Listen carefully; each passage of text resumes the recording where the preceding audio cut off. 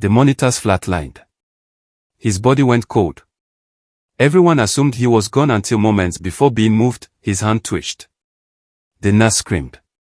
And just before slipping away forever, he gasped one name, a name no one expected. What followed turned a grieving daughter into a hunter of truth and tore open secrets meant to stay buried. Zensi ran into the hospital's ICU, her heart pounding like a drum. Her face was wet with tears, and her voice shook as she begged the nurses, "Please, just one more minute. Please let me see him." They hesitated, but then stepped aside. She walked slowly to her father's bedside. Obafemi, once full of life and laughter, now lay still, hooked to machines that beeped and blinked. The doctors had already told her he wasn't going to make it. They said the brain injury from the robbery was too serious. He hadn't woken up since they brought him in. Zensi gently took his cold hand in hers. Her fingers trembled as she gripped it tighter. "Papa," she whispered, tears falling onto the bed. "I'm so sorry I wasn't there. I should have come sooner. I should have done more." Her voice cracked and she pressed her forehead to his hand, hoping for a miracle, just a sign, anything. But suddenly, the monitor made a long, flat sound. The green line stopped moving. A nurse walked in and checked the screen, then slowly turned to the others. "Time of death, 3:42 p.m. The words hit Zensi like a slap. Her knees gave way and she collapsed beside the bed, crying so hard she could barely breathe. It felt like the world had stopped. Her father, her hero, was gone just like that. The pain in her chest was sharp and deep. Nothing felt real. Nothing made sense. She kept holding his hand as if somehow, if she held on tight enough, he might come back. But he didn't. And in that cold, quiet room, Zensi's heart broke into 1,000 pieces. The room was quiet, filled with the heavy silence that comes after someone dies. The nurses had covered Obafemi's body with a white sheet. They were moving slowly, getting ready to take him to the morgue. Zensi sat in the corner, her eyes swollen from crying, still clutching the hand of the man she had just lost. Her world felt like it had ended. Then, out of nowhere, something happened. Obafemi's hand twitched. At first, no one noticed, but then his fingers moved again, stronger this time. One of the nurses gasped and dropped the clipboard in her hand. "He moved," she shouted. The room suddenly filled with panic and shock. Another nurse rushed out to call the doctor. Zensi jumped up, frozen in place, staring at her father's body in disbelief. Then his chest lifted. He was breathing, barely, but he was. His eyes opened slowly, weak and heavy. They looked around the room as if searching for something or someone. Zensi leaned in, holding his hand again, her heart racing. "Papa, can you hear me?" Obafemi didn't answer right away. His lips moved slightly. He was struggling. His face was pale and every breath sounded like it hurt. Then, with all the strength he had left, he whispered one name. Just one word that changed everything. "Luloma." Zensi froze. He looked at her with pain in his eyes. "It was Luloma," he whispered again, barely a breath. His eyes welled up and then slowly they closed. This time he was really gone. No machines made noise. No more movement. Obafemi was dead for real. But he didn't leave in silence. He left with a name. A name that would shake Zensi's world and start a journey no one was prepared for. Zensi sat on the hospital bench, her hands still shaking from what she had just witnessed. Her father's last breath still echoed in her ears. But what haunted her more was the name he whispered. Luloma. It wasn't just any name. It was a name from the past. A name filled with old secrets. A name she hadn't heard in years. Luloma had once been like an aunt to her, always around, smiling, laughing, bringing gifts during holidays. She was her mother's closest friend, more like a sister. And she was also Obafemi's business partner back when her father owned a rising pharmaceutical company. Then suddenly, one day, everything collapsed. The company shut down. Her father lost everything. And Luloma, she vanished. No goodbye. No explanation. Just disappeared like smoke. As Zensi sat alone, pieces of her memory started to come back. Conversations she had overheard as a child. The way her mother would quickly change the subject whenever Luloma's name was mentioned. The sadness in her father's eyes whenever the past was brought up. Zensi had always believed what she was told, that it was just a failed business, and that Luloma moved abroad. But now, hearing that name come from her dying father's lips, she wasn't so sure anymore. Why would he say that? Why, with his final breath? What did Luloma do? Zensi's heart filled with questions, and a strange new anger. Could it be that her father didn't die because of a robbery? Could it be that someone planned this? That it was murder? She knew she had to find out the truth. The next day, she skipped work and went straight to her father's old study. Dust covered everything. The desk, the books, the boxes, untouched for years. She started going through files, pictures, anything that could help her understand. Every page she flipped felt like a step deeper into a mystery that had been hidden too long. Her father deserved justice. And Zensi was ready to dig up whatever it took. One thing was now clear, Luloma wasn't gone. She was hiding. And Zensi was going to find her. Zensi stood quietly in her late father's old office. The room was dusty and cold, just like the memories it held. Cobwebs covered the corners, and the air smelled of forgotten times. This was where her father once built dreams, where ideas turned into business, and where everything began, before it all fell apart. She ran her fingers over the wooden desk, trying to feel closer to him. Then her eyes landed on a drawer that was different from the rest. It was locked. Her heartbeat quickened. She searched around and finally found a small key hidden behind a stack of old papers. Hands shaking, she unlocked the drawer and slowly pulled it open. Inside was a pile of old letters, files, and something wrapped in a faded cloth. Zensi sat down and carefully opened everything. One by one, she read through the letters. Some were personal notes between her father and someone named Luloma. They talked about big business moves, risks, and dreams of growing their pharmaceutical company. But then the letters changed. They started to sound tense, like there was trouble between them. Arguments about money. About betrayal. About someone breaking promises. Among the papers, she found an old photo. It showed her father, Obafemi, standing proudly beside Luloma. Behind them was a huge mansion, rich and beautiful.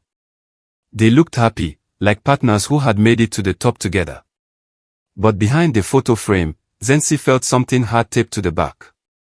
She peeled it off and found a folded, torn document. She opened it slowly. The title read, Emergency Buyout Agreement. Witness, S. Malifa. Zensi's eyes widened. What was this? Why was it hidden? Why was the paper torn? And most importantly, who was S. Malifa? This name. This paper. This photo. They were all clues, leading her somewhere deeper into the truth. Her father's death wasn't just a sad accident. It was tied to secrets. To lies. To something much bigger. And now the trail had begun. Zensi didn't stop searching. The name S. Malifa stayed in her mind like an unsolved riddle. After days of digging through old phone books, making calls, and asking questions online, she finally found him. Sifiso Malifa. A retired accountant, living in a quiet, remote town far from the city. The place was peaceful, surrounded by hills and trees. But Zensi's heart was full of noise and questions. She knocked on his old wooden door, and an elderly man opened it, surprised to see a young woman with tired eyes and trembling hands. Are you S. Malifa? She asked softly. He nodded. Yes. How can I help you? Zensi showed him the torn contract. The man's face changed immediately. He invited her inside, and after sitting down, he let out a long sigh. I hoped this day would never come, he said. Then he told her everything. Years ago, her father Obafemi and a woman named Luloma were business partners. They started a small pharmaceutical company together. At first, it was just an idea. But with time, it grew into something huge. Their medicine saved lives. And money started pouring in. They were proud, close, and trusted each other. But greed crept in like a thief. Luloma wanted more. She forged documents, changing ownership papers behind Oba's back. She tricked him. Used fake signatures. Even changed some bank records. Sifeso Malifa had witnessed one of the last legal meetings before everything fell apart. That was the contract Zensi found. When Obafemi found out the truth, he confronted her. But things turned ugly. Luloma used her power, influence, and money to push him out, and silence anyone who tried to speak up. Oba disappeared after that. For years, no one heard from him. People thought he had left the country. But instead, he was hiding, living a quiet life as a mechanic. Ashamed. Heartbroken. And afraid for his life. Zensi sat there stunned. Her eyes filled with tears. Her father hadn't failed. He had been betrayed. And Luloma, she had stolen everything. But now Zensi knew the truth. And she wouldn't stop until everyone else knew it too. Zensi came home with her heart pounding. The truth she had just heard from Mr. Malifa was too heavy to carry alone. She needed more answers. And the only person who might have them was her mother, Tando. Zensi found her mother sitting in the kitchen, quietly peeling vegetables. She stood there for a moment, watching her. Then said, "Mama, we need to talk. Now." Tando looked up and saw the fire in her daughter's eyes. She knew this day had finally come. "Tell me the truth about Dad and Luloma," Zensi said, her voice shaking. "I know everything isn't what you made it seem." Tando froze. Her hands dropped the knife, and tears filled her eyes. "Zensi, you don't understand," she whispered. "Then help me understand." Zensi shouted. "Because I just found out Luloma stole everything from Dad. And he didn't die from a robbery, Mama. He was hiding from her." Tando began to cry, her shoulders shaking. "Luloma wasn't just my friend," she finally said. "She was my cousin. And before I married your father, they were together. He loved her once. I always knew something was off. Even after they said they ended things, when the business collapsed, I saw how broken your father became. But he never told me the full story. He said it was too dangerous. For me. And for you." Zensi's heart hurt. "You knew something, and you said nothing. All these years. I was trying to protect you," Tando cried. "I thought if we stayed quiet, if we moved on, maybe we could have peace." Zensi looked at her mother with pain and anger. But he died without justice. He died carrying secrets that ruined him. And now I have to clean up the mess everyone left behind. Tando wiped her tears slowly. "I'm sorry," she whispered. "I thought I was doing the right thing." But Zensi had made up her mind. "I'm not staying quiet like you did. Luloma has to pay. And I won't stop until she does." One quiet afternoon, Zensi was sitting by the window, lost in thought, when a fancy envelope arrived at the house. It was cream-colored with gold designs, the kind used for special occasions. Curious, she opened it, and her heart skipped a beat. It was a wedding invitation. Luloma was getting married. To a powerful politician. The wedding would take place in Blight Hills, a place known for its luxury and its secrets. Zensi couldn't believe it.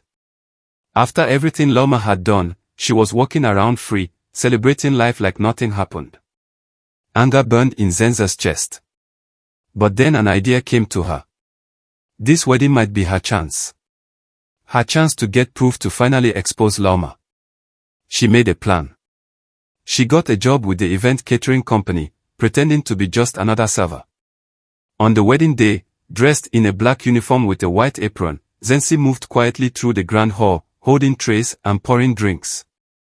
No one noticed her. No one looked twice. In her pocket was a tiny voice recorder already turned on. Hours passed. Music played, People laughed, and Loma glowed in her wedding gown, but Zenzi waited, watching every move. Then, outside in the garden, Zenzi saw Loma talking to a close friend, someone who looked nervous. Zenzi slowly walked closer, pretending to fix the flower arrangements nearby. And then she heard it. "I never meant to kill him," Loma whispered, her voice low and shaky. "I just wanted to scare him, but he wouldn't shut up." Zenzi froze. Her heart pounded. She had heard it clearly. The confession, the truth. Loma had tried to scare Obafe, but it went too far. He died because of her. And now Zenzi had it all recorded. She walked away slowly, hiding the shock on her face, gripping the recorder tightly. This wedding wasn't just a celebration anymore. It had become the beginning of Loma's downfall.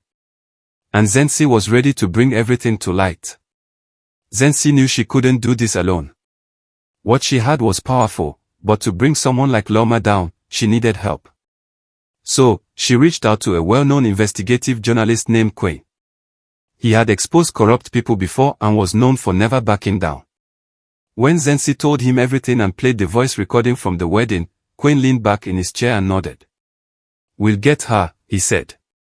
"But we need even more proof, something undeniable." Together, they came up with a plan. They would set a trap. They created a fake company, a group of rich investors who were interested in buying out Loma's new business. It was all pretend, but it looked real. Fancy brochures, a fake office number, and even a website. Everything was set up to make it believable. They invited Loma to a private meeting in a luxury hotel suite where the fake investors would act like they were ready to offer her millions.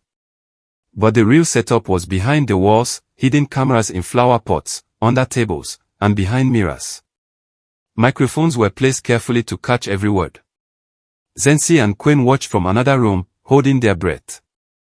When Loma walked in, she was confident and glowing, dressed in designer clothes. She smiled proudly and shook hands with the fake investor team. They talked for a while about business, money, and future plans. Then one of the fake investors leaned in and said, "We've heard there were complications in your past. Obstacles. How did you handle them?" Loma laughed, swallowing her wine. She was too full of herself to notice the trap. "Obstacles," she said, smiling proudly. "I removed them. That's how I survived." Even Obafe, he was a problem. He didn't know when to keep quiet. In the other room, Zenza's heart pounded. She had finally heard it. A clear, full confession. Not just a whisper this time, not an accident. Loma had admitted everything. Quinn smiled. "That's it," he said. "We've got her." The trap had worked and now it was only a matter of time before the whole world knew who Loma really was. In just a few days, the hidden camera video of Loma's confession spread all over the internet. People everywhere were shocked. News stations played it non-stop. Social media was on fire and hashtags demanding justice for Obafe were trending. Everyone wanted answers.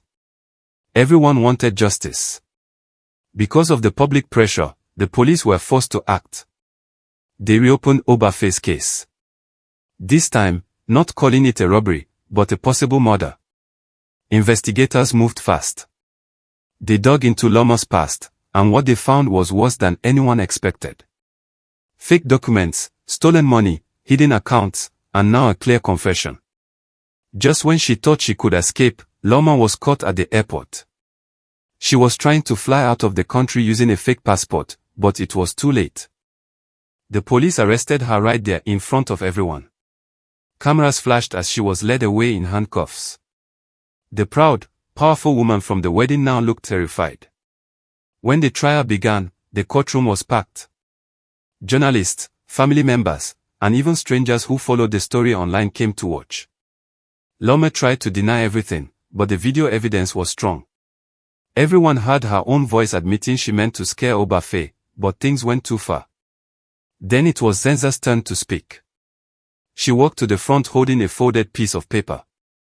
It was an old letter from her father written years ago with a shaky hand. She read it out loud. "Even when I am silenced, truth will find its voice through you. The courtroom went silent. People began to cry. Even the judge paused for a moment, clearly moved. Finally, the sentence was given. Loma was found guilty. She was going to prison for a long time. Zensi stood strong, tears in her eyes, knowing that her father's voice was finally heard through her. Truth had won. Justice had come. Zensi stood quietly in front of her father's grave, the morning sun casting a soft light on the headstone. In her hands, she held a torn contract, now cleared and restored. No longer a symbol of betrayal, but of truth reclaimed. Slowly, she knelt down and placed it gently on the ground, right where his name was carved. It felt like a final offering, a message that said, "I did it, Papa. I found the truth. I fought for you." There were no more heavy sobs, or unanswered questions in her heart. Instead, there was silence, a peaceful kind. For so long, she carried pain, confusion, and guilt. But now, she finally understood everything. Her father didn't just disappear into a small life for no reason. He didn't die from a simple robbery. He was betrayed, silenced, and buried under lies. But Zensi brought light to his story. She gave him his voice back. As the wind gently moved around her, Zensi took a deep breath and rose to her feet.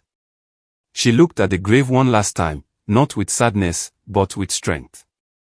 Her father's death was painful, yes, but not in vain. From his silence, a louder truth was born. From his downfall, a new warrior rose. Zensi walked away slowly, her steps no longer heavy. She didn't feel like just a daughter anymore. She was more than that now. She was a woman who uncovered dark secrets, faced powerful enemies, and stood up for justice. She was reborn like a phoenix from ashes. Strong, brave, free. She walked with peace in her heart, purpose in her steps, and her father's legacy burning bright inside her. The truth had set her free and now she was ready to live. If this story moved you, don't scroll away. Share it with someone who believes in truth, justice, and the strength of a daughter's love. Comment justice found if you believe Zensi's fight was worth it. And follow for more powerful stories that remind us, even in silence, truth speaks.